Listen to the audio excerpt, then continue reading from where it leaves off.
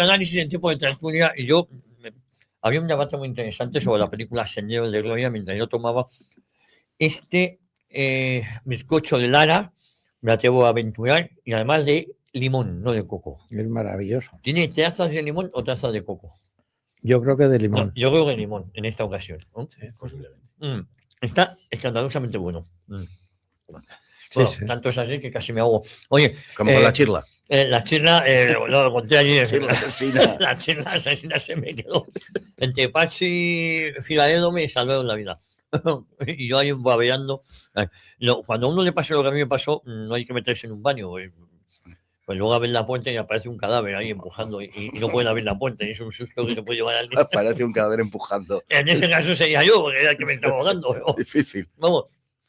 Luis Sánchez de Mogollón, ¿cómo estás? Muy bien, muchas gracias, Javier. Y como me vas a preguntar, mañana que tenemos en Españoles Olvidados, pues bueno, Inés Vázquez Infante. Que dirá la gente, ¿quién era? La primera impresora poblana de Puebla. Pero no de Puebla, de no, de Puebla, México. de Puebla de la Nueva España. Eso, ya. Estamos hablando de ello, el siglo XVII. Ahí terminó Pirri su carrera futbolística. Y a lo largo de todo el siglo XVII, ella permanece y su familia, pues luego lo hereda el hijo, siendo la empresa más importante desde el punto de vista de la impresión de Puebla y competidora con las primeras 2 o 3 primeras imprentas que ha habido en México capital. ¿Por qué la he traído a colación? Aparte que sea la primera mujer. ¿Se queda viuda o no?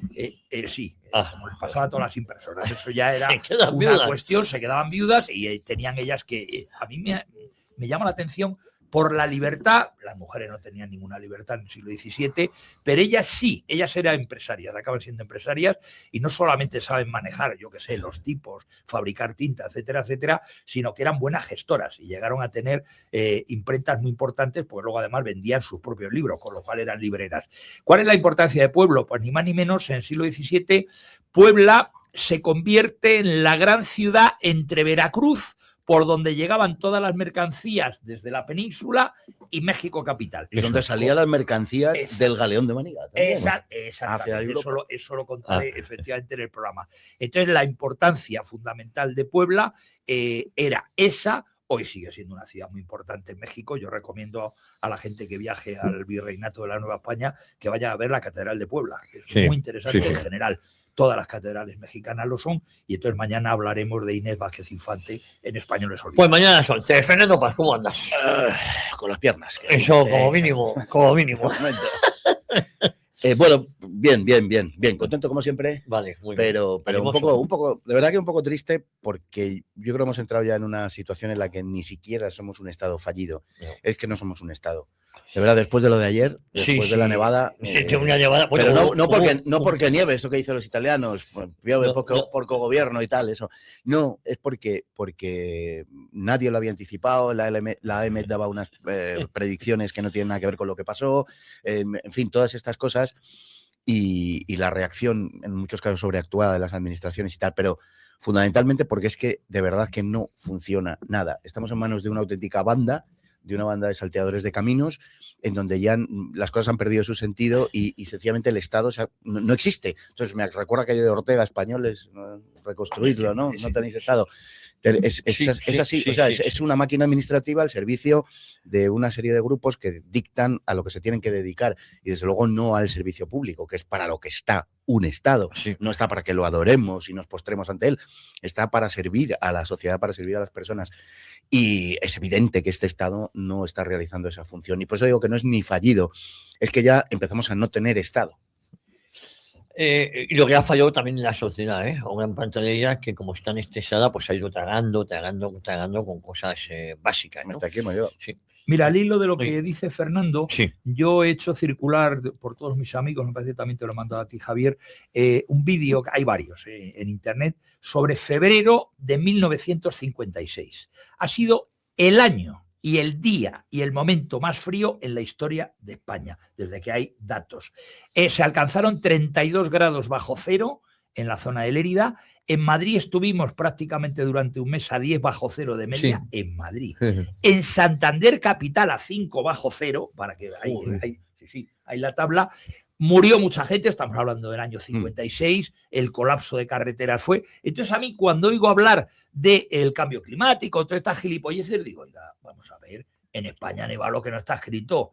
Yo cuando iba al colegio en los años 60, que iba al colegio Calasancio, todos los alcorques de los árboles estaban llenos de hielo. Yo iba en pantalón corto, el frío era. Yo ahora, por ejemplo, me pongo en bañador en pleno mes de enero y no me pasa nada. Las piernas las tengo curtidas. Tú estás acostumbrado, ¿eh? Y los curas te llevaban a Navacerrada de vez en cuando a bajar en trineo y estaba así de nieve. Claro. Lo dice el coronel porque él estudió en el colegio Calasanz igual que yo. Entonces, claro, yo cuando era pequeño, lo que era ir en tren a Santander, en aquel correo, yo llegaba a conocerlos con máquinas de vapor, con el gran depósito de máquinas de vapor de venta de baños, y que íbamos sin calefacción. Un clásico, venta de baños. Un clásico, efectivamente. Íbamos sin calefacción. Entonces, oiga, ¿qué me está usted contando de las nevadas, de no sé qué y tal? Entonces yo no sé si las avisaban, o yo era muy pequeño, o no las avisaban. Lo que no puede ser en pleno siglo XXI. Muchísimas gracias. Claro, que no avisen nada. No solo que no avisen, que haya un caos de colegios, de coches de circulación. Y que las predicciones sean exactamente las contrarias de lo que luego se cumple. Es decir, que íbamos a pasar el invierno más cálido desde que existen registros y no sé qué. Yo ya me había comprado un bañador para pasar el mes de enero, pero resulta que al final no. Por cierto, febrero del 56... ¿Pero un bañador con tirantes o no? No, esto no, yo soy un clásico. Febrero del 56, las primeras protestas estudiantiles, con motivo del Día del Estudiante, el 9 de febrero, que se conmemoraba el asesinato de Matías Montero a manos de pistoleros del PSOE en 1934, se conmemoraba el Día del Estudiante y fueron los follones y tal, donde le pegaron un tiro en la cabeza a un estudiante falangista. Hablo del año 56, no de lo del 34, ahí en... No, Alberto Aguilera, en la calle Alberto Aguilera, no, Alberto Aguilera era Fuencarral, donde está la universidad esquina, de hecho. Yo creo que era más para acá, Yo creo que era como esquina Gaztambide o por ahí.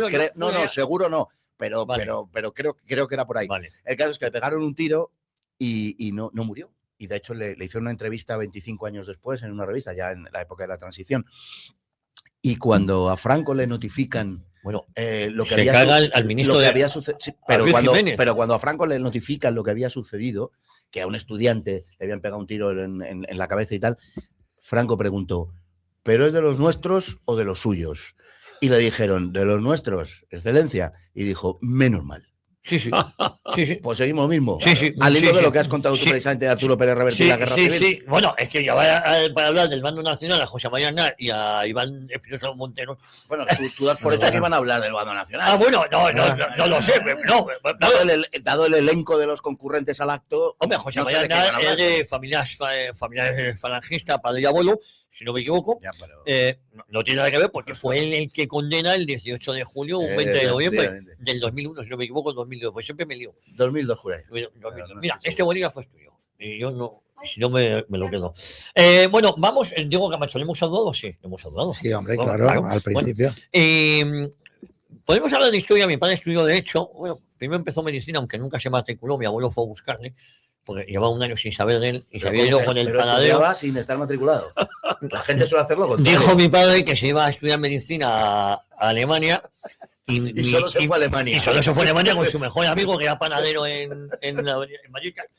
Y fue mi abuelo a buscarle. Mi abuelo Baltasar. ¿Dónde está? No. Y no llegó a matricularse. Le encontró con alguna alemana, seguro. O con varias. Y le metió a hacer Derecho. Déjate de libros sobre la historia del PSOE y escribe uno sobre la estirpe de los García Isaac. Sí, eso puede ser muy complicado. Pero tiene que fallecer todavía mucha gente. Bueno. Menos yo. Sí, claro. Para poder hablar de cosas. Bueno, no fallecer. Pero igual hago una cosa. Cambiando, como las películas eróticas, cambias lugares y. Bueno, no las eróticas, en cualquiera. Estos lugares ficticios, hay que tener esto. Todos los lugares, los nombres son ficticios. Las eróticas. Coño y tiburón. Porque ponen eso al final. Todo, cualquier parecido con la realidad es mentira. O sea, que tú ves las películas eróticas hasta el final. Veo todos los títulos de crédito. ¿Sabes? Ya. Bueno, vamos al lío. Hablando de películas eróticas, que yo sabía que algo tenía que ver, quiero hablar de Ábalos. Diego Camacho, el penúltimo favor que ha hecho Ábalos. No sabemos si está haciendo películas de bajo presupuesto en Soto del Real, que es un hotel de 5 estrellas. el penúltimo favor que le hace Ábalos al sanchismo es dejar su escaño. Quitarse su acta de diputado. Digo que le hace un favor, y también le hace un favor porque la trama de las mordidas, que salpica de lleno a Santos Cerdán, se puede retrasar hasta 10 años, que es lo que tarda la Audiencia Nacional en ver una cosa de estas. Te quiero decir que es un favor. Un José Luis Ábalos que jamás había votado en contra de nada del PSOE. Pero ahora todo el procedimiento que se ha llevado en el Supremo pasa a la Audiencia Nacional. Menos las mascarillas. Menos las mascarillas. No, porque ya estaba abierto. Y ya está previsto, se ha abierto juicio oral de un momento a otro. La jugada ha sido buena. La jugada ha sido buenísima. La jugada, al gobierno, el caso de las mascarillas, que es la menor, entre comillas, a mí me parece la más inmoral. Sí. Porque por eso a mí me parece la más inmoral, y hay que recordar que según sus cifras mueren 150.000 personas. Claro. Hoy La Vanguardia pone que los casos en menores de jóvenes de 40 años se han disparado por la mala alimentación y porque no hacen ejercicio. Yo te digo, de cáncer. Y cada vez hace más ejercicio. Claro. Seguramente pueda ser, y nada dicen del medicamento experimental. Claro. Te quiero decir que lo más inmoral, y eso es lo que tenemos que recordar, es el caso de las mascarillas. El caso de las mascarillas va a seguir su curso, pero claro, para ellos eso es pecata minuta en comparación con lo otro. Pero es que es lo más inmoral porque es dedicarse al latrocinio en plena pandemia. Claro. O sea, que tenemos la pandemia asumida como si fuera una situación normal y no era una situación normal. O sea, además, yo recuerdo cuando empezó el tema de la pandemia, en una entrevista que me hicieron, yo decía, bueno, aquí el quid de la cuestión en el material sanitario y en el que están las mascarillas también introducidas, gracias, lo mejor es encargar al ejército de la logística, porque es la única institución que en España está preparada para el abastecimiento y para el mantenimiento y todo esto. Entonces, lo que es absurdo es que en una necesidad como esta se dediquen unos particulares que no tienen idea de nada, en donde o van a meter la pata o van a aprovechar para lucrarse. Claro. Cuando tenemos el ejército, donde hay especialistas en logística, en abastecimiento y todo esto. Ni puñetero caso. Pero entonces así no podían llevarlo ellos. No, claro, pero ahí está. Pero ahí está la inmoralidad, que había la herramienta, vamos a ver, suficiente para haber enfrentado esa situación, y entonces esa herramienta se desprecia porque lo que tienen en la cabeza es el enriquecimiento personal. Efectivamente. Es que si nos acordamos de eso, y estoy de acuerdo absolutamente con Javier, claro, cuando dice, puede ser el caso menos grave en términos puramente penales, pero es el caso moralmente más censurable, porque sucedió durante la pandemia y porque aquí pasaron cosas, no sé si extrañas, pero llamativas. Si nos acordamos, cuando empieza a suceder todo esto y nos encierran el 14 de marzo de 2020, lo que se puso en marcha fue una especie de máquina, bueno, y ya de antes, acerca del uso de las mascarillas, que no había que usarla. Todos los medios de comunicación decían prácticamente al unísono, incluso haciendo burla de ello, que no había que usar las mascarillas y tal. Cuando no habían llegado todavía. Claro, pero ahí está el quid de la cuestión. Los mismos que poco después nos acusaban a todos los que no nos poníamos las mascarillas porque no nos salía de los mismísimos, porque va contra la salud psíquica y física lo de la mascarilla, y porque existían estudios absolutamente científicos y concienzudos de muchos años atrás, e incluso algunos inmediatamente anteriores a aquello, y algunos 1 o 2 meses posteriores al comienzo de la pandemia, que eran públicos y de acceso público absolutamente, que demostraban, primero, que en estos casos la mascarilla no servía para nada. Hay que repetirlo 1 y 1000 veces. Y segundo, que las mascarillas causan unos trastornos enormes. Bueno, el ABC, el diario ABC, llegó a publicar que no es que la mascarilla fuera negativa a la hora de hacer deporte, no. Es que era buena. Y lo ilustraba con un tío, no recuerdo si tío, tía o qué diablos, haciendo bicicleta en el salón de su casa o en una habitación de su casa y tal. Pero una cosa verdaderamente de locos. Hombre, si eran tan buenas, si las mascarillas son tan buenas para el deporte, ayer que estuvimos todos los que nos gusta esta cosa, viendo lo de la Champions y todas estas cosas, yo no vi a ningún deportista, ningún futbolista de ningún equipo con la mascarilla puesta. Si fueran buenas, llevarían las mascarillas puestas. En fin, nos quisieron hacer comulgar con ruedas de molino. Detrás de esto había unos intereses, todos sospechábamos, existían unos intereses, y no sabíamos exactamente cuáles, además de vender el producto, etcétera. Pero ahora ya sabemos cuáles son. Lo sabemos ahora. Claro, es que ellos estaban detrás, embozándonos, estaban detrás del gigantesco negocio, los unos y los otros, el PSOE y el PP, los dos, haciendo negocio acerca de nuestra salud. Repito, en términos puramente físicos y también psíquicos. Los niños, por ejemplo, en los colegios a los que se obligaba a hacer deporte con mascarilla, porque los profesionales no estaban obligados a llevar mascarilla, los deportistas profesionales, pero los niños sí estaban obligados. Y se tiraron muchos meses sin ver la cara de sus compañeros ni el rostro de sus profesores. Yo les odio profundamente y no hay que perdonarles que nos encerraron y mientras nos encerraban y nos arruinaban ilegalmente, porque además no habíamos cometido delito alguno, ellos se enriquecían. Solo por esto este gobierno debería haber caído. Relativamente, porque en el parador de Teruel había permisividad. Nos encerraron a nosotros, no a ellos. Claro. Estaba la candidata del PSOE por Aragón. Y Óscar Puente, según parece, siendo alcalde de Valladolid, también se paseaba con su coche alegremente, en compañía de, según parece, que igual... No sé si de alguna sobrina también. No, y en un coche que además le habían dejado. Eso parece. De algún pucelano, porque a mí me han llegado noticias, pues tengo amigos en Pucela, que nos cuente las andanzas del señor Puente cuando era. Aquí las hemos contado en alguna ocasión. El abanderado. Era un pájaro de cuenta. Que igual iba a trabajar tranquilamente, que no, esto estamos solo suponiendo. En la misma frase has dicho Puente y trabajar. Sí, eso es más complicado. Iría a tuitear o algo. Bueno, ¿qué te parece el penúltimo servicio de Ábalos, Luis Sánchez de Mogollón, a su partido? Es que no olvidemos que es su partido, porque después de que se sabían todas sus andanzas, le meten de número 2 de la feminista Diana Morán en Valencia. Es decir, todas estas son igual de zorras que los pájaros. Digo metafóricamente hablando y porque yo soy un animalista. Entonces, como soy un animalista, de Vera, ¿no? Claro, como como alega Pardo de Vera, que era animalista y por eso llamaba a Goina Beltrán, pues yo la llamo zorra, pues soy también animalista y de tú a tú, animalista. Y también porque es un animal muy inteligente. Y la zorra es muy inteligente, claro. Pero las hembras del PSOE tienen un plus de inteligencia, eso es. Yo creo que saben ustedes por dónde voy. Pero en tu ánimo no hay ninguna es que, injuria. Vamos a ver, yo cuando digo zorra no me refiero a que venda su cuerpo ni tal, no sé qué, no, eso en los países comunistas acaba pasando pues no tienen con qué comer. Yo he estado en Cuba y acaban ofreciéndote por unas playeras, unas sandalias, digo, chica, tómate, estas, ¿cómo se llaman? Estas de dedo, que además las odio, pero y que las quedas, sin necesidad de intercambio ninguno, que la regalo, pero que te ofrecen es que... Es que puntualizar muchas cosas. No, es que hay que dejar las cosas muy claras, pero esto no, estoy contando de verídico, yo creo que me entendí. Tú lo hubieras llamado Etaira con tu formación griega, que hubieras pretendido insultarla, ¿no? El problema de estas es que no lo hacen por vender su cuerpo, lo hacen por estar ahí. Porque la falangista, no, eso sería un halago, un respeto, por eso digo, la llamaban la falangista Pina de Alegría y tal, a su familia, que debe ser el único decente que tiene, igual que José Luis, el que es gobernador del Banco de España, escriba, por el único decente es haber pertenecido a familia de divisionarios.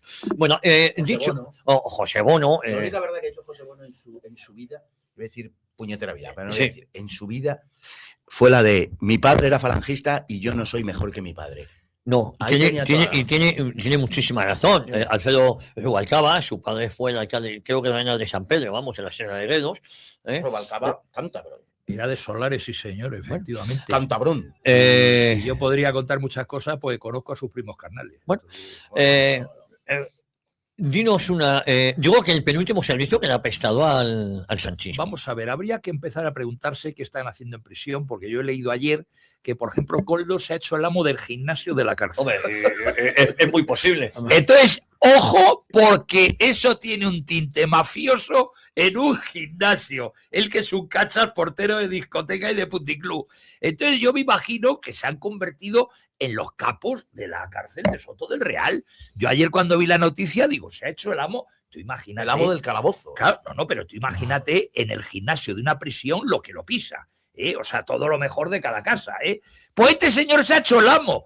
O sea, yo empezaría a tener mucho miedo, Bueno, yo te voy a contar, ahora que estamos hablando de anécdotas, si me pedís que cuente alguna, yo he sido muy amigo de Alfredo Evangelista. Alfredo Evangelista pasó una época... El boxeador. El boxeador fue... das por hecho que todo el mundo sabe quién es bueno, claro, Alfredo Evangelista. Tenemos una audiencia muy joven que en muchos casos pues no sabe quién es. Alfredo Evangelista le aguantó 15 asaltos a Clasuskey. Nada menos. Claro, es verdad que Clasuskey ya estaba, me parece que en el año 79-80. Y estuvo 5 años en el talego, no recuerdo los años, Alfredo Evangelista. Pues estafa de tarjeta, no, eso no viene al caso. Pero, te revienta la anécdota. Está viviendo en Aragón y es un tío extraordinario. Y cuando estaba en el gimnasio le dijeron que para una exhibición que boxeara cuando estaba en la cárcel. Y cuentan que le ponen a un negro de 2 metros y a Alfredo Evangelista, que había luchado contra Clasuskey, se negó a... No paso, contra este no, que se meta otro. Y no peleó contra ese. Digo que eso, a lucha canaria igual podía ganar el coldo, ¿no? Se come los árboles de 2 en 2. Bueno, la corrupción generalizada dentro del Partido Socialista no conoce límites. No conoce límites. Y el intentar comprar a las víctimas con dinero de los seguros, porque esa es otra cosa. El PSOE el gobierno no pone encima de la mesa. Lo que está hablando y hoy tenemos el funeral, una misa funeral, como lo llaman, un funeral, vamos, en la Catedral de Huelva, que es como deben ser los funerales, ¿no? Donde va a ir Ayahuasca Montero y va a ir Luis Plana, no sé qué pinta. Había que sacarles aguanazos a cualquier miembro del gobierno. Y el canario también, el de Memoria Democrática. Sí, el masón Ángel Víctor Torres. Por eso, que es que ese es un masón, confeso. Digo que el masón yendo a misa, pues igual la profana o lleva una hostia consagrada para pisarla. O ¿Tú has visto la de Pactar con el Diablo? Sí. Cuando Al Pacino mete el dedo en el agua bendita y sale humo. Pues esto es lo que va a pasar con los hacer que no. Bueno. Pero a veces yo creo que estamos desviándonos un poco en el tema porque... Y hoy en unas declaraciones el presidente del gobierno ha dicho, yo me quedé patidifuso cuando dijo, yo asumo todas las responsabilidades. Entonces, bueno, así cualquiera asume todas las responsabilidades de cualquier cosa, pero él asume las responsabilidades sin asumirlas, es decir, de boquilla. Pero aquí hay un hecho cierto y es que en las primeras horas, evidentemente, si fuéramos un país normal, Óscar Puente debería haber presentado la dimisión por responsabilidad política, lo cual no quiere decir que sea culpable penalmente, pero responsable políticamente sí. Pero en el momento que es mantenido por el presidente del gobierno y además que hace alarde de que lo mantiene porque ha dado la cara, a pesar de que dar la cara ha dicho una cosa en un momento y se ha desdicho en el momento siguiente, en ese momento la responsabilidad política se transfiere en su máximo nivel al presidente del gobierno. El responsable ahora mismo del desastre de Adamuz políticamente es el presidente del gobierno por su respaldo al responsable directo en esta tragedia. Así es como yo lo veo. Vamos a ver, hay casos, muchas veces son ilustrativos, que hay que citar. Uno, el más conocido, hace unos años, pocos años, hay un accidente ferroviario en Grecia y Kostas Karamanlis, que era el ministro de Transportes, dimite. Pero es que prácticamente desde el 2015 al 2020 se producen accidentes ferroviarios en Serbia, en Hungría, en Taiwán, en Egipto, y lo primero que hacen los ministros de Transportes es dimitir. O sea, ahí está el ejemplo. Entonces, en España, el señor Puente es un gángster, y lo digo así de claro, un señor que no tiene la vergüenza de dimitir con 46 cadáveres calientes todavía en la tumba. Pero una cosa, Luis, ese gángster tiene un jefe, que es el gángster mayor, claro, que es Pedro Sánchez. Pero coño, por lo menos que dimita al ministro de entrada. Y luego no, pero es que en el momento en que tú una responsabilidad no la admites y tu superior directo te respalda con todo, esa responsabilidad política, que no digo penal, claro, pasa a tu jefe. Es decir... bueno, pero vamos a ver, la responsabilidad política del ministro es desde el minuto 1. Claro. Luego ya veremos la responsabilidad civil, la penal. Claro, etcétera, pero etcétera. Que esa responsabilidad política se transfiere sin que desaparezca la del ministro al presidente del gobierno. Pero es que además este ministrillo, y le domino así, se ha permitido el lujo no solamente de no dimitir, sino de mentir sistemáticamente a la opinión pública. Es decir, tiene 2 pecados, y además pecados mortales. Uno, el no dimitir como ministro, y otro, el ser un mentiroso compulsivo. Y la gente lo sigue aguantando. Yo no lo entiendo. Antes de entrar, voy a revelar un secreto, estábamos hablando de la trayectoria, de una parte de la trayectoria vital del coronel Diego Camacho, y nos estaba comentando cómo en la Academia General Militar, él, como Coldo en el gimnasio, pues él con el cineclub, era el que dirigía, se adueñó de... Dirigía solo el cineclub. No, el cineclub no, toda la Academia General Militar, era cadete en aquel momento. Y cómo puso allí pues, una serie de películas que él estimaba adecuadas, correctas, y en fin, que creía que cinematográficamente pues eran las mejores. Y nos hemos puesto a hablar del cine Bergman y de cosas así, ¿no? Y tal. Entonces, yo estaba pensando mientras lo contaba, comparando con el cine actual, ¿no? Claro, todas esas cosas, finales de los años 60, principios de los años 70, tenían un sentido. O sea, el impacto que tenía eso es difícil de medir, porque claro, tenían un sentido en el contexto y en la sociedad de su época. Claro. Hoy lo ves y dices, bueno, el séptimo sello, me encanta, por ejemplo, poner un ejemplo, ¿no? No, pero quedaba abierto un mundo que hasta entonces estaba vedado por la censura, claro, pero precisamente por eso, por ese contexto, tenía una significación. Sí. Las cosas significaban lo que significaban, para bien, para mal, para regular, pero las cosas significaban algo. Y el problema es que las cosas han vaciado de significado por completo.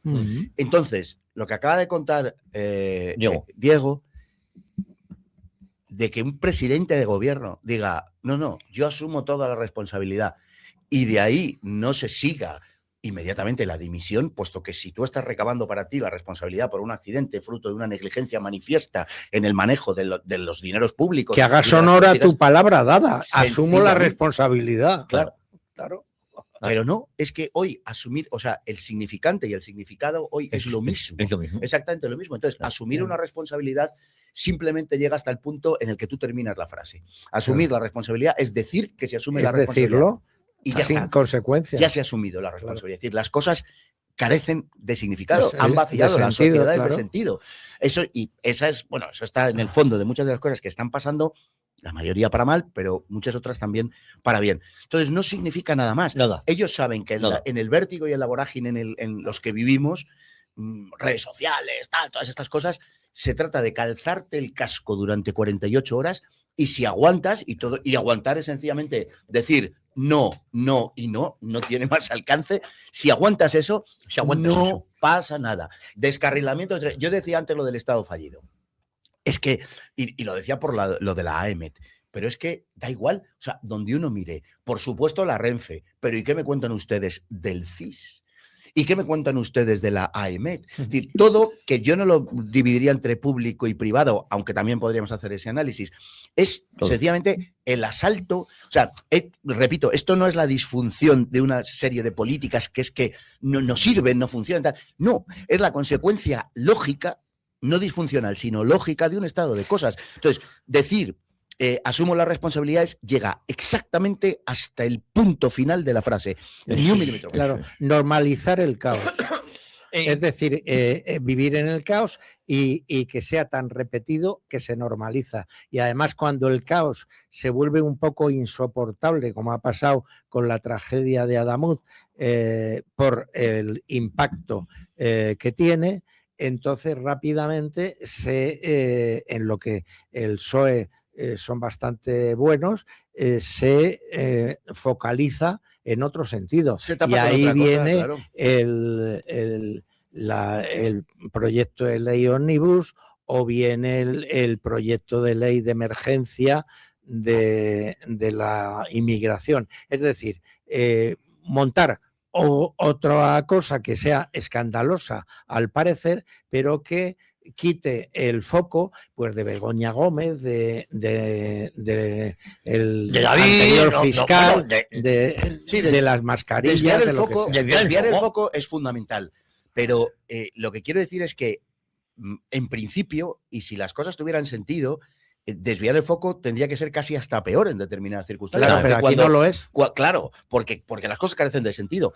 Cuando un escándalo tapa a otro, en realidad no se contrarrestan, se suman, tienes dos. Claro. Pero cuando las cosas carecen de sentido, efectivamente, pues eso, aguantar 48 horas, esperar que salga otra cosa y si no, pues orquesto una denuncia contra Julio Iglesias. Oye, que se nos ha olvidado, que parece que fue del Pleistoceno, pero antes de ayer, como quien dice, estábamos hablando del acoso de Adolfo Suárez y no seré vive Dios el que defienda a Adolfo Suárez, pero oye, las cosas como son y tal, y luego sacarán otro, ya se le sucederá otro y da lo mismo porque lo sustancial es que no se traduce en nada. Las cosas carecen de contenido. Pero no te das cuenta, o a lo mejor yo tengo una percepción que hay cierto hartazgo que también buscan eso, pero ese hartazgo en un momento dado se los puede llevar por delante. Pero es que superado un determinado punto, lo que se produce es una saturación que ya no causa ningún efecto. Eso es, porque ahora estamos hablando de 45 muertos, estamos hablando de 45 muertos, estamos hablando de que Óscar Puente mintió. Estamos hablando de Ábalos, que a la mano derecha de Sánchez está en el talego. La segunda mano derecha, Super Santos Cerdán, también, hasta en el talego está imputado. Hablamos de José Luis Rodríguez Zapatero, que hay serias sospechas de que cobró hizo el intermediario para las ayudas a Plus Ultra, 53 millones, que luego se quedaron para pagar 7 millones de euros en petróleo venezolano para el combustible que debía la petrolera. Nada, no, te quiero decir que efectivamente es una sobresaturación que nos han acostumbrado. Pero todo se resume, en mi opinión, todo se resume en la propia palabra del presidente del gobierno cuando en un mitin confiesa que antes reviento que abandonar el poder. Entonces, eso señala, el claro deseo de no prestarse a la alternancia política, que es uno de los pilares de cualquier sistema democrático y libre, y ahí está el tema.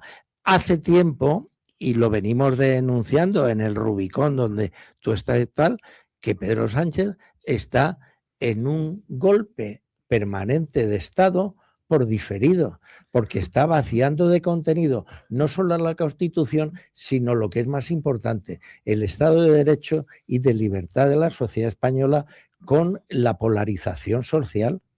Y esto es una cosa que está prácticamente desde el momento que Pedro Sánchez asume los criterios políticos de los comunistas, de Podemos y de la gente que está a su izquierda. Bueno, es decir, el Partido Socialista está volviendo ideológicamente a donde volvió en la Segunda República, a poco antes de la Guerra Civil. Bueno, es decir, la concepción comunista. Eso ha pasado muchas veces a lo largo de la historia y lo hemos contado en varias ocasiones y es siempre el prólogo de todas las desastres en la historia de España.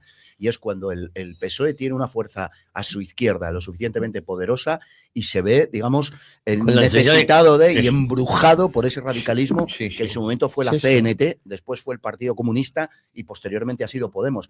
Ha acabado deglutiendo a la extrema izquierda en España a base, claro, de ocupar su espacio político. Y el PSOE realmente ha caído mucho en las encuestas, aunque haya gente que diga, usted no ha visto las últimas. No, sí, las he visto y las sigo al momento. Ha caído poco para lo que está pasando en España. Pero en realidad lo que digo es que ha caído mucho porque ha perdido muchos votantes, pero ha recuperado solo una parte, pero sí una parte de ellos de la extrema izquierda. De la extrema izquierda, el que está pagando el pato en esto es la extrema izquierda. Si vemos la evolución de Podemos, que pasó de 69 a los 4 que tiene, y de sumar que ha perdido el 60 o 65% de los votos, bueno, según las encuestas, de los votos que tuvo en 2023, realmente lo que hay es una merma brutal de la izquierda en las urnas. Pero esto ha conseguido conservar el suelo por encima de los 100 escaños. Claro, lo ha conseguido porque se ha convertido en el partido útil. Él mismo ha generado la situación en la que después de causar el desastre, después del incendio, el pirómano se postula como bombero.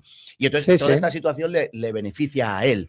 O sea, quiero decir con esto, también por insuflar un cierto optimismo, porque creo que es real, no porque sea ficticio, sino todo lo contrario, porque creo que es real.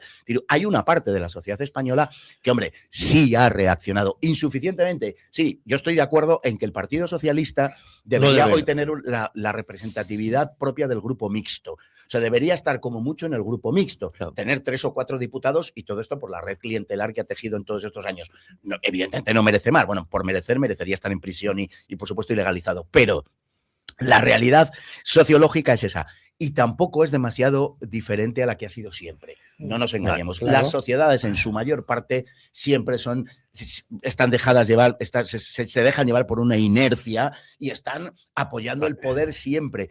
Observemos la época histórica que observemos y prácticamente en cualquier latitud funciona así. Son minorías que pueden ser más o menos nutridas, pero minorías las que tiran de esa sociedad. Por eso, en el decreto Ómnibus, entre otras cosas, el gobierno destina casi 250 millones de euros a medios de comunicación, claro, porque son los que generan esa situación y los que tienen que tirar de los 20 millones para las víctimas y 250 millones para regar de publicidad, porque no les importa la gestión, les importa el relato. Claro. Entonces, lo que pasa es que esto es el país se cae a pedazos, el país descarrila, como dijimos en el Bunker Bar, eso les cae sin cuidado. Ellos consideran que llevando el mano del escaleste es el relato.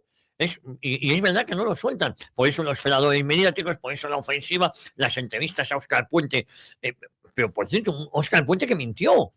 Lo he dicho yo, lo ha mentido y cuando se le ha dicho, oiga, usted ha mentido en esto, ¿sabéis lo que ha dicho? Que no era una información relevante, no era una información relevante, es decir, que él mintió diciendo que toda la vida era nueva y que donde se rompió resulta que era mentira. Había una vida en el año 89 y otra en el 2023. Es decir, dice, no es relevante, pero ¿cómo que no es relevante? Pero es que han salido ingenieros de caminos diciendo que como la calidad del acero del 89 y el del reciente, que por cierto, ese acero del 89 son diferentes, no se pueden soldar porque caerán en el error y en el problema que han tenido ahora. Fernando hablaba del Estado fallido. Yo hablo, en términos de Kissinger, del Estado gamberro. En estos momentos estamos en el Estado gamberro. Volviendo al tema de Renfe. Pero contra uno mismo, porque claro, se refería en el contexto internacional. El tema de Renfe.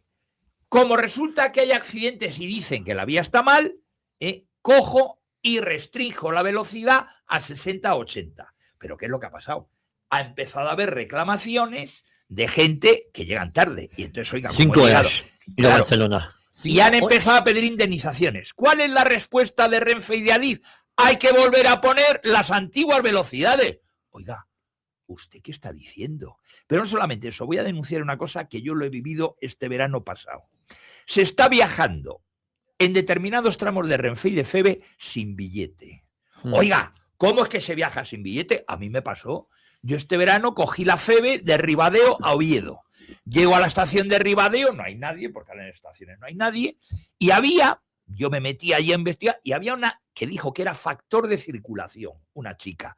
Y le digo, oiga, para sacar el billete, y dice, no, ahora mismo en la línea El Ferrol, ojo a lo que estoy diciendo, señores oyentes, en estos momentos la línea El Ferrol Oviedo no tiene interventores, con lo cual viajan ustedes gratis. Bueno. Claro, la pregunta surge. Si yo no llevo billete, yo no tengo el seguro obligatorio de viajeros. Claro. Porque va anejo al billete. Claro. Entonces, si ocurre un accidente, ¿qué pasa? ¿Quién cobra la indemnización? Si yo tengo un accidente en ese tramo y además, de Ribadeo no es que te hayas colado, sino resulta...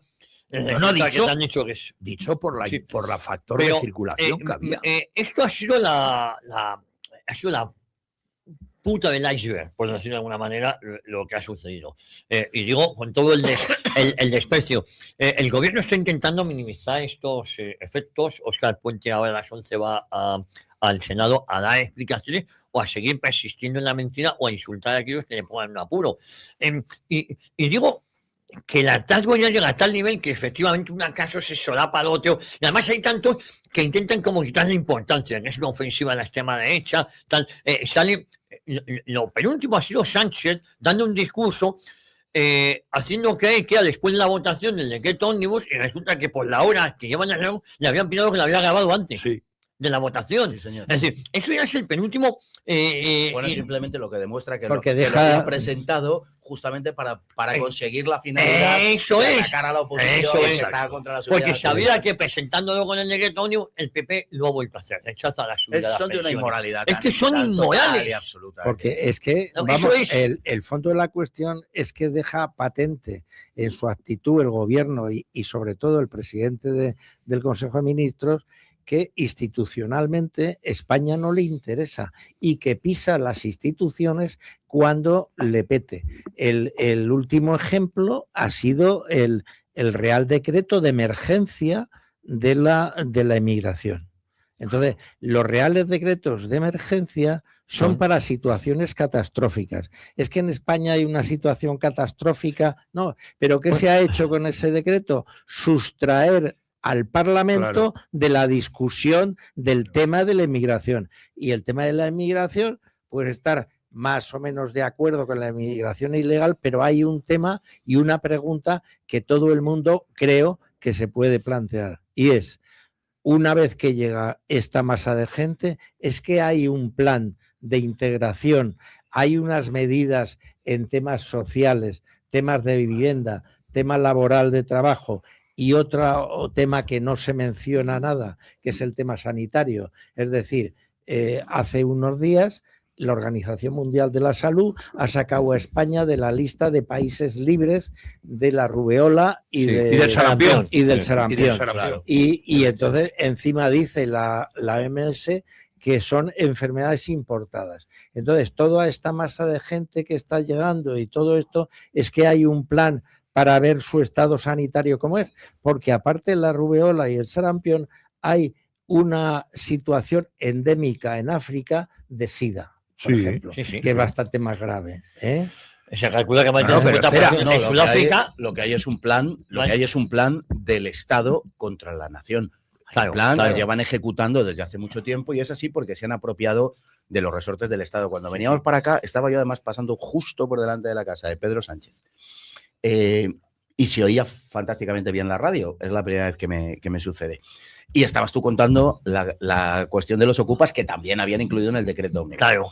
Y claro, uno, a poco que se quede, porque hacías una reflexión muy oportuna al respecto de eso, a poco que uno de repente salga de esa vorágine en la que estamos y tal, y tome un poquito de perspectiva y dice, pero vamos a ver, ¿cómo es posible? Porque aquí hay dos cosas. Primera, rápidamente, te dicen, oiga, los casos de ocupación son porcentualmente mínimos, se está utilizando. Oiga, ¿de verdad quiere usted que vayamos a una cuestión porcentual? ¿Y los casos de transexualidad qué son? ¿Cuántos son? O sea, a usted cuando le interesa se me pone tierno y humanístico y tal, y cuando no me dice que, porcentualmente no interesa. Claro, no le interesa a usted porque usted está en otra cosa. Y segundo, cuando se produce un caso de esto, no importa si son muchos o pocos, que además son muchos. Lo repito, que además son muchos. Pero no importa, sean los que fueren, en todo caso, efectivamente, tú lo comentabas, solucione el Estado esa cuestión, ocúpese el Estado, en este caso valga más que nunca el verbo, ocúpese el Estado de solucionar esa cuestión, de que el que alquila no sea el pagano de esta situación, y luego usted se arregla cuentas con ese ocupa. Claro. Ya veríamos cómo las cosas iban diferentes, pero como el Estado no está para servir a la sociedad, sino que está, por el contrario, en guerra contra la nación, abiertamente nos encontramos con una monstruosidad, como es la de meter 500.000, porque esto es meter 500.000 de personas en la sociedad, que además van a colapsar unos servicios públicos que ya están enormemente degradados. El transporte público, la sanidad, lo de la sanidad es tremenda. Claro. Ya no es la sanidad pública solamente. Es que la migración, privada, eso sí que es una migración masiva de la sanidad pública a la sanidad privada, está colapsando ya la sanidad privada, como es natural y lógico. Y nosotros estamos pagando todas esas políticas que repercuten en contra nuestra. Y esto no lo ignora prácticamente nadie en España. Y sin embargo, bueno, pues estamos viendo la evolución de la sociedad española, que es, desde luego, mucho más lenta de lo que tendría que ser en su traducción política, pero que si no les detenemos de una vez en estas cosas como en otras, vamos hacia un absoluto colapso. O sea, lo de la Renfe va a ser una broma. Y lo digo en todos los aspectos, incluyendo en el aspecto, en fin, más sangriento del asunto. Vamos hacia un caos generalizado. La sociedad se desliza con bastante rapidez hacia un caos generalizado. No digo toda esta gente en el sentido de todos y cada uno de ellos, pero es innegable que una parte sustancial de esta gente, que unos porcentajes muy altos de esta gente que ha entrado como ilegal, es decir, ya cometiendo un delito por ser el tipo de gente que es, por proceder, vamos a decirlo sin miedo, por proceder de las culturas de las que proceden, por una serie de condicionamientos, son gente peligrosa. Sí, son gente peligrosa.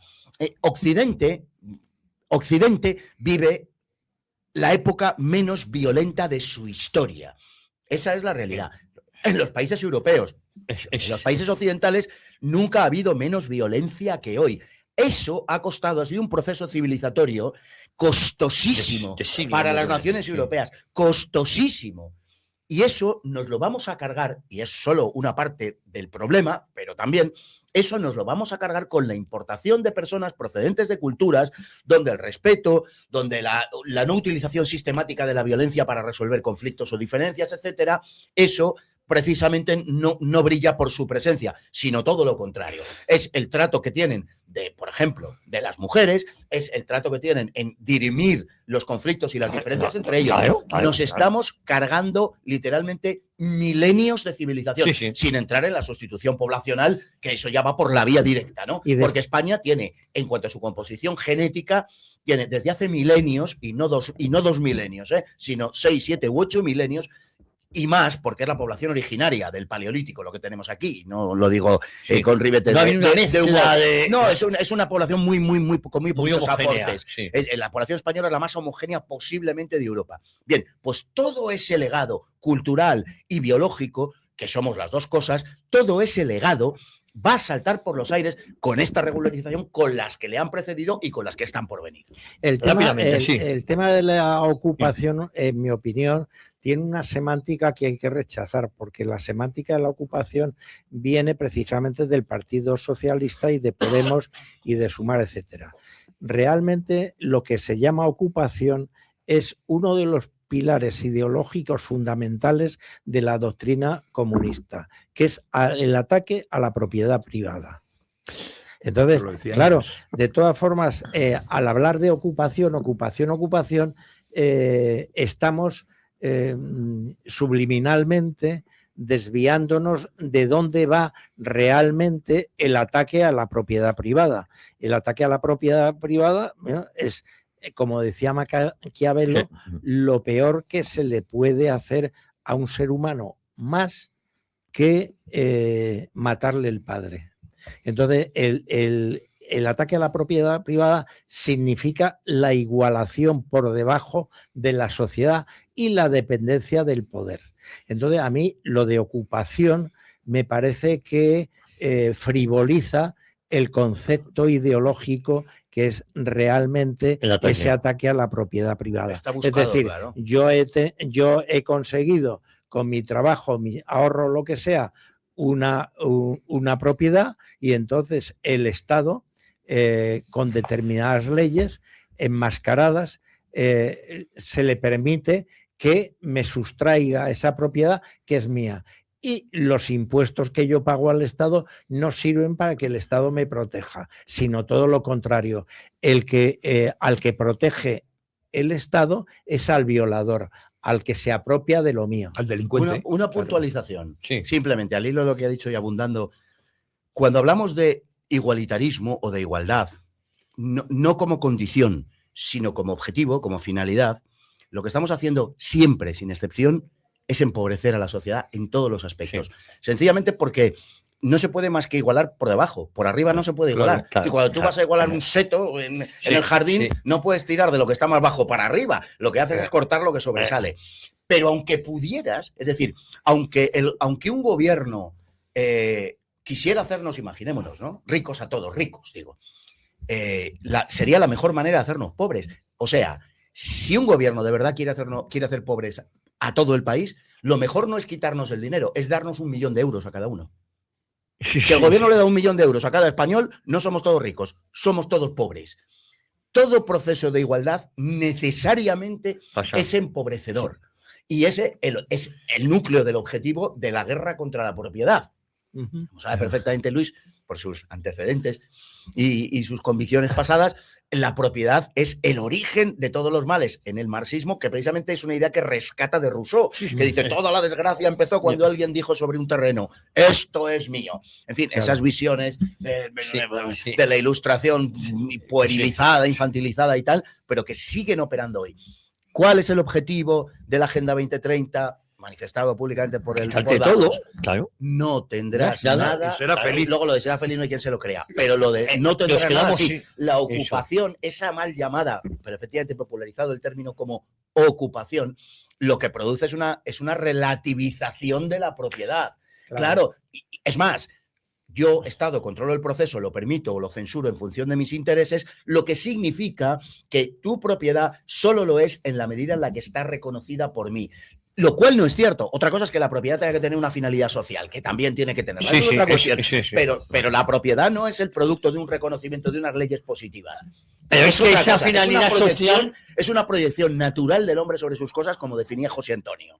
Es eso, es decir, es que tenemos el instinto de la propiedad en nosotros, como cualquier otro instinto. Oye, quiero que escuchéis esto que decía Abascal ayer sobre el tema de las regularizaciones. Pero una cosa, comentabas, el objeto social de la vivienda, que la tiene que tener, de eso se tiene que encargar el Estado. El Estado lo que no puede es llamar a la ocupación de la propiedad privada. Claro. Es decir, no, es que no hay vivienda si usted tiene varias. Oiga, eso es problema suyo.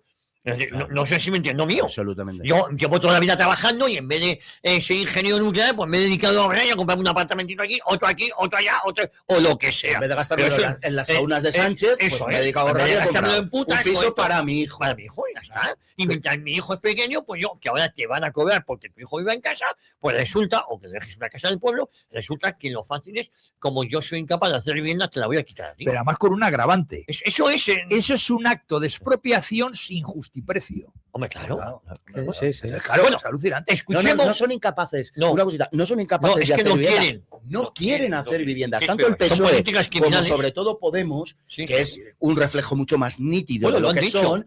Irene Montero ha dicho, no, hay que construir. ¿Qué manía tenéis con eso? Hay porque construir es propiedad. Claro, construir para tener propiedad, no. Lo que hay que hacer es expropiar para poder ponerlos en el mercado de alquiler. Porque el objetivo es el mercado de alquiler, al que ya tampoco podemos acceder. Sencillamente porque, claro, como han expulsado a los españoles de la posibilidad de compra por la vía de los hechos, pues nos envían al alquiler. Pero el alquiler tampoco nos es útil en este momento porque toda la inmigración, prácticamente salvo la de muy alto copete que padecemos en Madrid, toda la inmigración se va al mercado de alquiler, con lo cual tampoco podemos ir al mercado de alquiler. Ayer poníamos el ejemplo de que 2.000 chinos van a montar una planta en Zaragoza, se dan a los 2.000 chinos. No van a generar riqueza, van a empobrecer el mercado, entre otros inmobiliarios. Por cierto, 33.000 viviendas en alquiler este año, una media de 140 solicitudes por vivienda. Claro. Es decir, es que que tampoco hay vivienda de alquiler. No, ¿y cómo la va a haber? Claro. Esto que se sortea el 22 de diciembre. Se debe sortear a ver a quién le toca. Claro, a ver a quién le toca. Si tú estás protegiendo al que ocupa y que no paga la renta, pues lógico que tú lo quieras, o que te pidan unos avales que es imposible de pagar. Bueno, escuchemos lo que decía, pero insisto, vamos a quedarnos con esa frase de Fernando Paz. No es que no puedan hacer viviendas, son incapaces, es que no quieren. Vamos a escuchar lo que decía Abascal ahí en Aragón. El gobierno de Sánchez continúa, pese a todo, contra viento y marea, o mejor dicho, contra corrupciones, traiciones y puteríos, con su agenda criminal.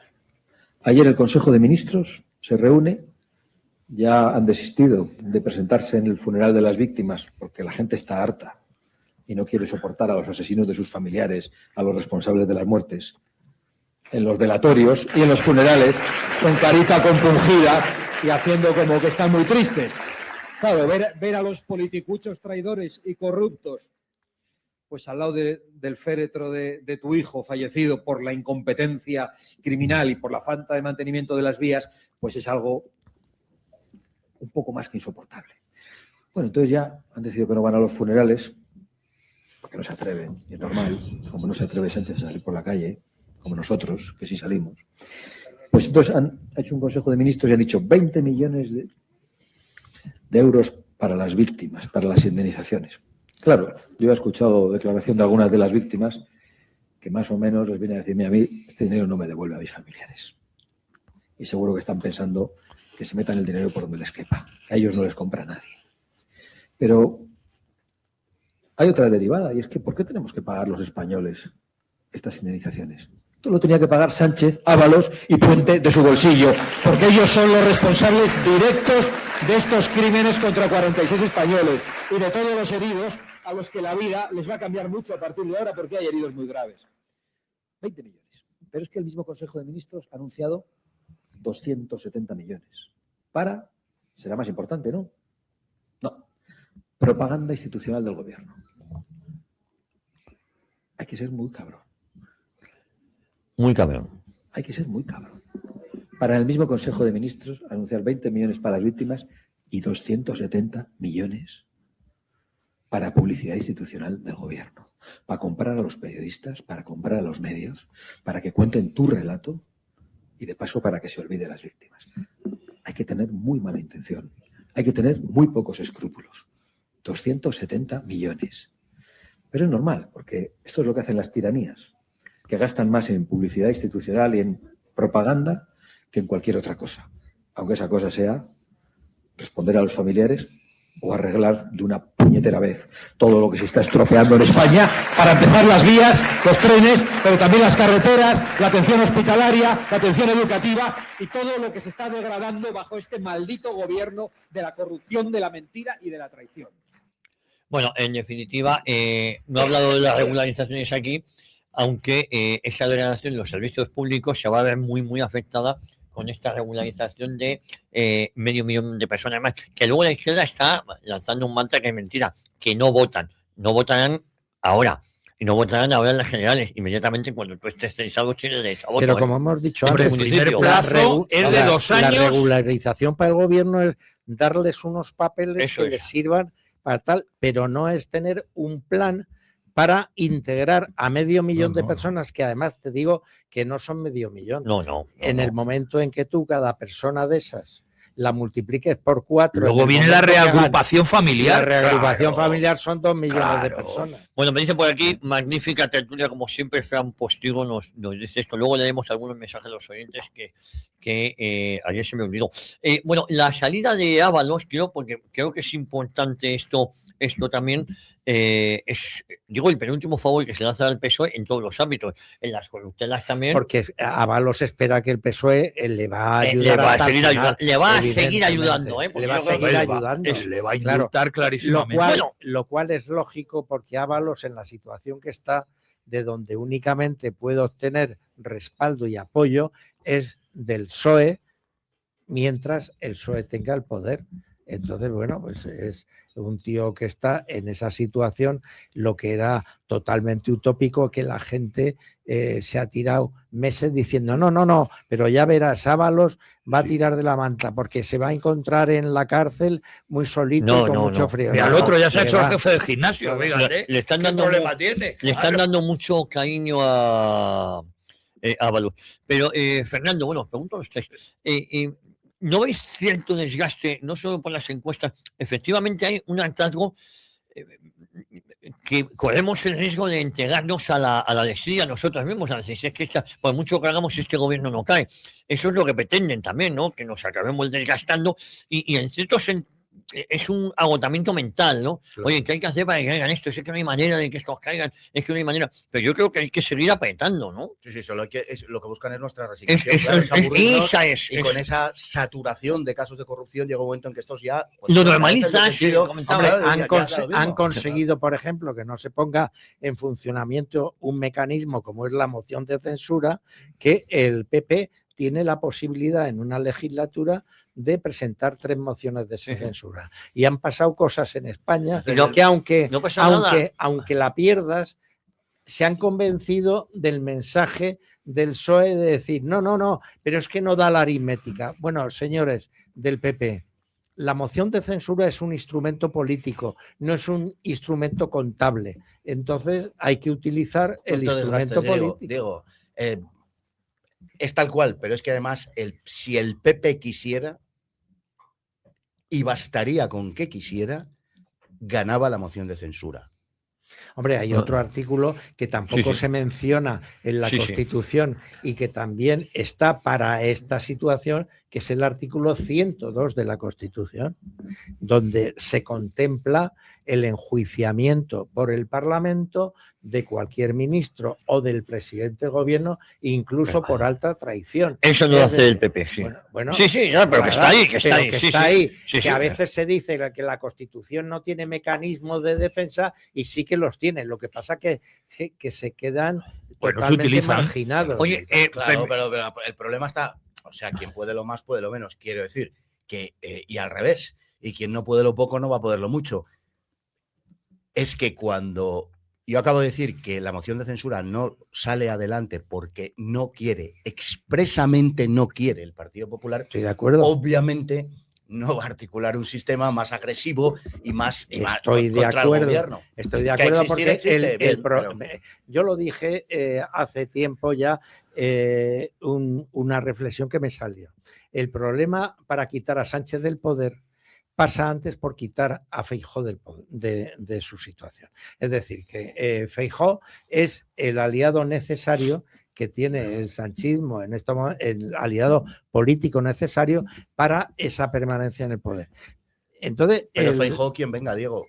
Porque en este momento el PP es que no tiene nadie. Pero es que en la situación que está España hay otro factor que también hay que tratar con siempre presente, que es el papel del jefe del Estado en la situación actual de España. Porque lo que se dice que el jefe del Estado no puede hacer nada, que tiene que hacer lo que le diga el gobierno, va en contra de lo que dice la Constitución. La Constitución le hace al rey garante del funcionamiento regular de las instituciones. Yo pregunto, ¿es que las instituciones del Estado de Derecho en España están funcionando regularmente? Para mí no. Por lo tanto, el rey tiene que tener un papel.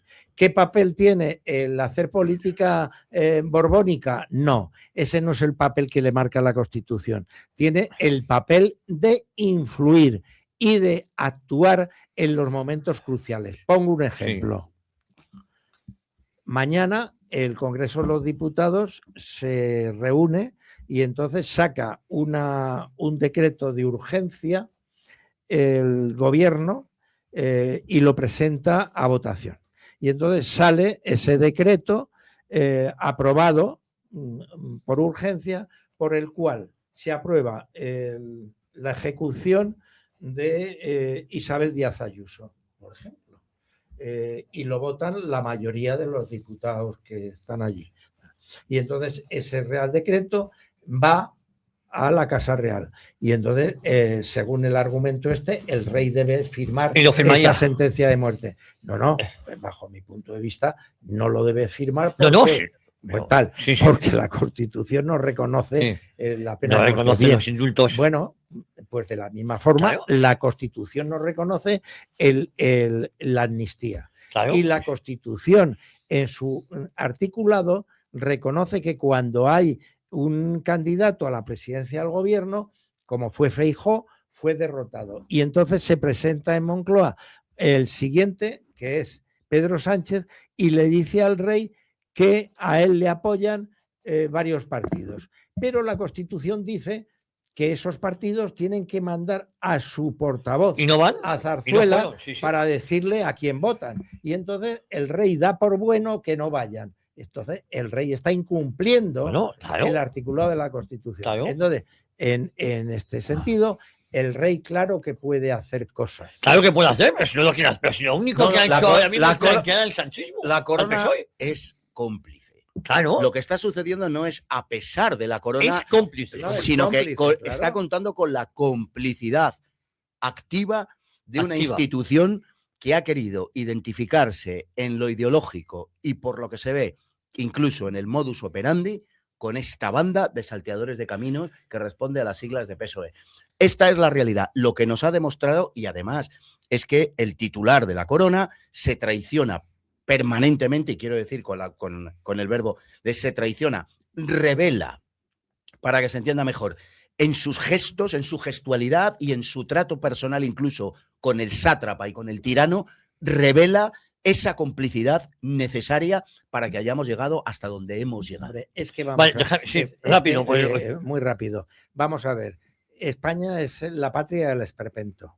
Y entonces estamos viviendo el esperpento de una corona, de una monarquía parlamentaria que está haciéndose cómplice y traspantojo y seguidor de un régimen semicomunista que hay en España. Es decir, el monarca está siguiendo ideológicamente, como dice Fernando, lo que hace el gobierno, y el gobierno está en una deriva comunista, como hemos mencionado, como es la lucha contra la propiedad privada, la lucha contra el Estado de Derecho, el control del Poder Ejecutivo sobre el Poder Judicial y el poder legislativo, es decir, y la corona se está haciendo cómplice de esa situación. Me habéis dado el titular de prensa. La política española se hace en el callejón de Álvarez Gato, donde nace el esperpento. Sí, vale, claro. creo que, vamos a ver, la última hora es que Víctor de Aldama se dirige a la Audiencia Nacional, va a comparecer ante el juez Santiago Peláez por el tema de los hidrocarburos, Fernando. Vamos a ver, el tema de los hidrocarburos, hay cierta preocupación porque salpica de lleno al ministro en activo Ángel Víctor Torres y a Villafuel. ¿Podemos tener alguna novedad hoy? Porque igual el juez Peláez ya ha colaborado, y verdad que por eso está en la calle, después de 42 días que pasó en el talego Víctor de Aldama, el que le pone en libertad es el juez Peláez porque llega a un acuerdo con el Tribunal Supremo para dejarle libre por el tema de las mascarillas que se va a ver ahora. Es decir, pero él estaba en el talego por otra cosa, por el desfalco de más de 200 millones de euros de IVA. ¿Le podría decir alguna novedad al juez Santiago Peláez? Porque seguro que le cuente, según Víctor de Aldama, hoy iba a contar de todo que va a la línea de flotación del PSOE. Cuando dice eso, supongo yo que será Ángel Víctor Torres. Y el juez Peláez también le puede meter en el talego hoy, ¿eh? Ya. España es el país de las novedades, no creo que nos sorprendan. No esperéis ninguna sorpresa en este sentido. No, y sobre todo que eso no tenga ninguna traducción real. Vale. ¿En qué se va a traducir? En 2 titulares de periódico, en el trending topic del Twitter de esta tarde, y lo que digo, y se calzan el casco 48 horas y a otra cosa. Y sacarán, pues, que, qué sé yo, tío, que Nino Bravo era travesti. Perdón, Nino. Pero por decir algo, ¿no? Es que es así, es que da igual. El problema es que da igual lo que pase. Esa es la cuestión. Esto no nos tiene que llevar a la desesperanza, sino todo lo contrario, a reafirmarnos. A la lucha. Y de verdad a reedificar nuestro Estado, y un Estado en el cual el núcleo y la columna vertebral de ese Estado sea el derecho. Es que sin eso no hay posibilidad de vida civilizada. Y es que lo que tenemos hoy en España no es vida civilizada. Sencillamente no es vida civilizada el presidente de gobierno que tenemos, el gobierno que tenemos, el parlamento que tenemos, la vida pública que tenemos. No, esto no es civilización. Esto es la negación de la civilización por la vía esa de vaciarla de contenido. Entonces, ¿qué creo que va a pasar? Pues sinceramente, y lo digo con pena, creo que no va a pasar nada. Mientras no haya una traducción política de esto, mientras no exista, es decir, mientras alguno de los grupos parlamentarios que sostienen al gobierno no le retiren el apoyo, y fundamentalmente solo lo pueden hacer en razón de sus conveniencias políticas electorales inmediatas, mientras no suceda eso, el gobierno, vamos, verdes las han segado. O sea, les da absolutamente igual y va a aguantar todo lo aguantable. Es así de claro. Entonces, yo tengo que decirlo y constatarlo con enorme pena, porque me reitero en lo que he dicho, de que sin el imperio del derecho esto es la selva, y es donde estamos, en la selva, y además rodeados de insectos infectos. Sin el derecho no hay nada, no hay vida civilizada, sencillamente. Pero mucho me temo que no podemos confiar en la justicia, y a las pruebas me remito. Es verdad que algunos jueces, contra viento y marea, están dando la cara y se están atreviendo. Y hay que alabar su valor realmente en el cumplimiento de su función profesional, ética y moral, porque es dificilísimo. Pero esto... bueno, pues porque los relojes dan las horas bien, los relojes parados 2 veces al día, pero no es la actitud de la Administración de Justicia española, desgraciadamente, que empieza por dividirnos en ganaderías, pues jueces por la democracia, jueces conservadores y jueces... No, o sea, ese es el problema. Entonces, yo lo siento, pero de verdad que no tengo mayor confianza en la justicia en cuanto a que eso tenga una traslación política. Solo desde el ámbito de la política se puede echar a esta gente. Y en la toma de posesión de la nueva fiscal general del Estado, haciendo un elogio de su antecesor, que ha sido empapelado por un delito y tal, y haciendo un elogio, vamos, o sea... eso... ahí sí que están preparando el indulto, ¿eh?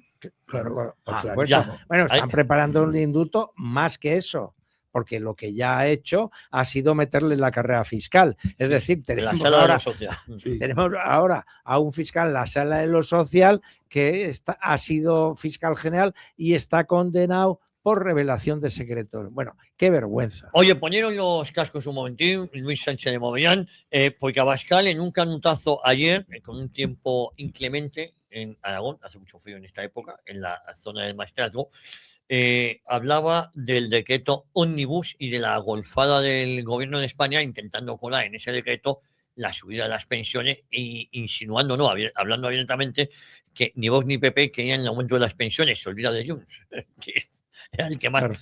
Es que Junts no es un partido de derecha, según no, es un partido es socio. Un partido progresista. Vamos a escuchar lo que decía Abascal. Hemos asistido a la caída de ese decreto ómnibus que incluía la revalorización de las pensiones, también por el voto en contra de su partido. ¿Qué les diría ahora a los pensionistas?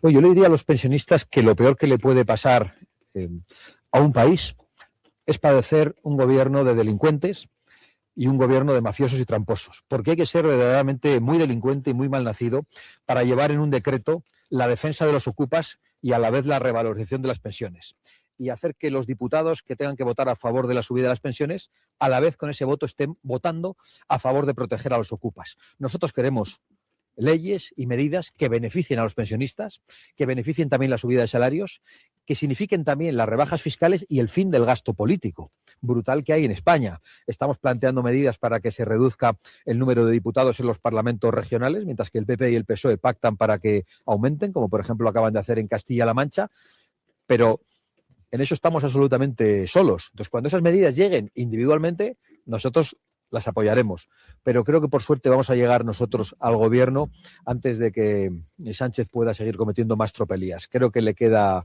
muy poco tiempo al frente del poder y todas esas medidas en favor del conjunto de los españoles, pensionistas, trabajadores, jóvenes que no pueden acceder a la vivienda, llegarán, porque parece que solo les preocupa lo de los ocupas. Sin embargo, no hay medidas en favor del acceso a la vivienda. Este gobierno no ha hecho nada durante 7 años y yo creo que es muy importante que los españoles sepan que ayer esa votación suponía proteger a los ocupas.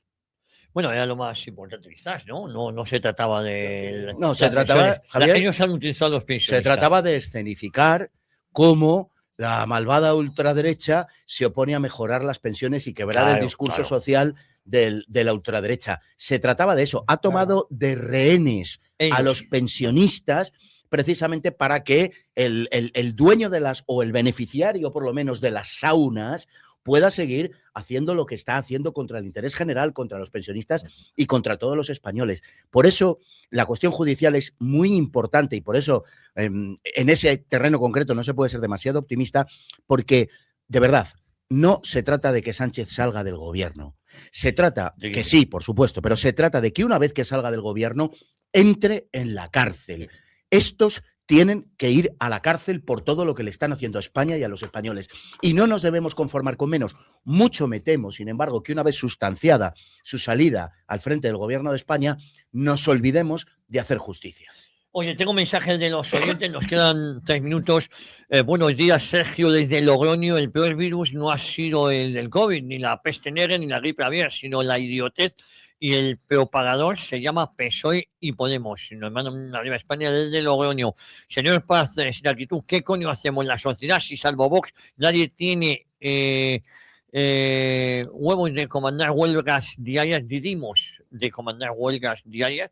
Bueno, yo creo que... pues no sé lo que hace cada uno, yo sé lo que hago yo y solo respondo por lo que hago yo. Y mis contestaciones, pues hago lo que puedo, humildemente lo que puedo. Yo creo que la sociedad española, repito, como otras sociedades, no hay que ser tampoco en eso excesivamente flagelarnos todo el día y tal. Ha sido siempre igual. Las sociedades humanas son siempre igual, amigo mío. Siempre son iguales, van detrás del poder, es el secreto último del poder. El poder en general funciona mediante consenso.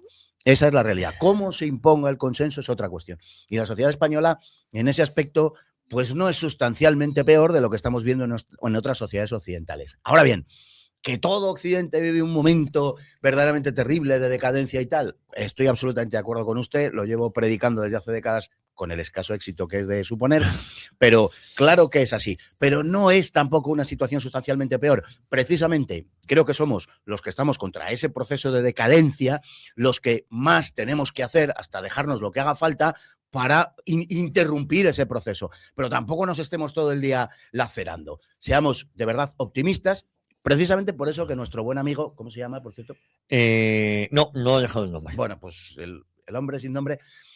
nuestro buen amigo en cualquier caso dice precisamente por eso, porque sí hay una reacción, de verdad que sí hay una reacción. Está muy mejor que hace 10 años. Claro, lo que pasa es que las cosas llevan sus tiempos y todos queremos que esto sea no para hoy, para ayer. Todos lo queremos, se lo aseguro. Pero las cosas llevan sus plazos. Y después de que caigan estos, pues lamentablemente tendrán que venir otros. Me temo que el proceso va a ser así, que no van a suponer sustancialmente un cambio de las cosas para nada, y solo de la frustración de ese segundo episodio vendrá probablemente lo que tenga que venir. Yo confío francamente en eso. Me gustaría que fuera antes. Le doy mi palabra de honor. Me gustaría que fuera antes, mucho antes, pero me temo que por la naturaleza de los procesos sociales no va a poder. Oye, que tenemos muy poquito tiempo. Si se quiere borrar del mapa al PSOE, primero hay que aniquilar al PP, los guardaespaldas inútiles y necesarios para el PSOE. Saludos, Mauro desde Valencia. Más buenos días. Mientras tanto, un juez reclama por tercera vez el pasaporte a la señora de el hermanísimo. Está olvidado en los medios. Efectivamente, aquí lo recordamos. Sigue Begoña Gómez sin entregar el pasaporte al juez Juan Carlos Peinado. No tienen la obligación de entregarlo, ¿no? Que no tienen la obligación de entregar el pasaporte, creo. No, legalmente. No, pero se lo ha requerido y, hombre, se supone que dentro de esa ejemplaridad. Pero eso es un presunto delito de desacato. No voy a declarar, no. Bueno, haz tú, no declares, tú no le entregues el pasaporte al juez y te lo reclama. Claro. Y ya te digo yo. Hay un presunto delito de desacato ahí. Sí. Yo creo que sí. Pues aunque no sea delito, pero tú tienes que entregarlo a requisición del juez. Bueno, claro. Pues entonces el juez debe actuar. Hombre, debe mandar a la policía y requisar. Está tardando ya. Es que yo digo que no debe tener obligación de entregarlo cuando veo que el juez no la obliga a entregarlo. Vamos a ver. En Valladolid, de las que tenemos perro, corríamos para sacarlo y está en casa a las 10 en punto. Puente estaba de copas en el Col de Sac y otros bares. Hay fotografías. Qué asco le tengo. Mira, alguna persona aclara lo que yo estaba sugiriendo. Miguel Jiménez Polonio, ¿qué a Pedro Sánchez para ofrecer a los socios de gobierno? ¿Qué le queda? Debe ser y mantenerse en Moncloa. ¿Queda algo? Pues no lo sé. El referéndum. Ya estamos cada vez. Queda de todo, y muchas de las cosas que están pasando políticamente y sobre todo en materia de política exterior y alguna que otra sorpresa que nos reserva Pedro Sánchez en ese aspecto está relacionado con la necesidad del apoyo de la extrema izquierda en el Parlamento. Tenemos que acabar. Fernando no para ni comiendo bizcocho, nos dice por aquí. Sí, señor. ¿Qué razón tiene Luis usted? Sánchez Movilla, mañana te escuchamos. Diego Camacho, Fernando Paz. Un placer. Vamos.